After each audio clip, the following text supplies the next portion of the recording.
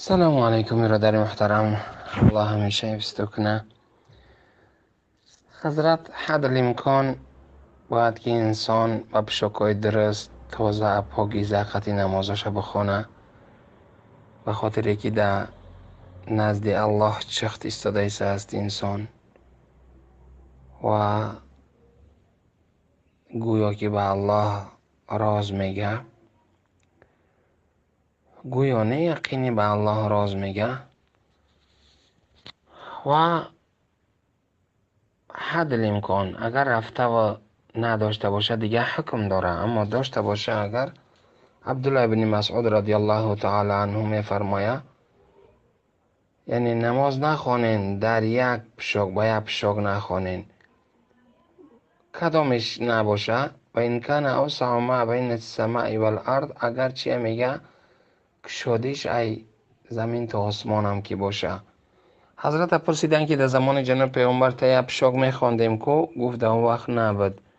یعنی انسان نادار باشه حضرت کم از کم سطر عورتش یعنی عینافش تا زیر زانوش باید رس کنه. اگر رفته و این قدر هم نداشته باشه باید که نمازش ترک نکنه، شش تناکی بخونه نماز. اگر رفته و در یک خانه تنها هسته خودش در قلف هسته میتونه که راستور هم بخونه، پشاک نداشته باشه، به شرط واقعی نداشته باشه. مثلا یکو کسا بندی میکنن یکون چیز نداره تنهیلیچه راستو میخونه.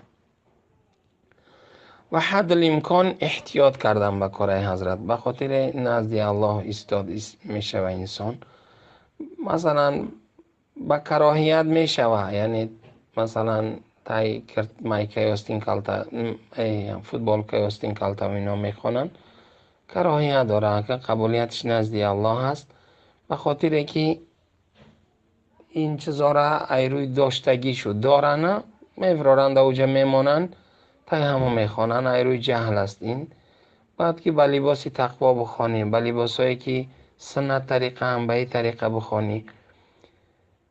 یعنی یکم وابسته به عذر و ناعذری است، کدام واقعی عذر داره و الحمدلله مقبول این نمازش به کراهیت، و او کسانی که عذر ندارن بعضیش به کراهیت تحریمی میره، بعضیش به کراهیت تنزیهی.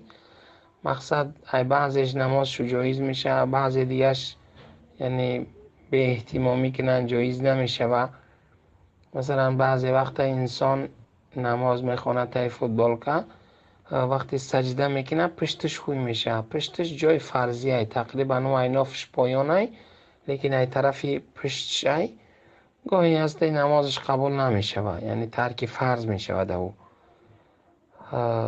اگر هر یک کسا مثلا اصل انسان یعنی فرضیتش یعنی اقل که دیگه یگان چیز مثلا یک لباس داره فقط از زیر ناف تا زیر زانوش باید بار بکنه نه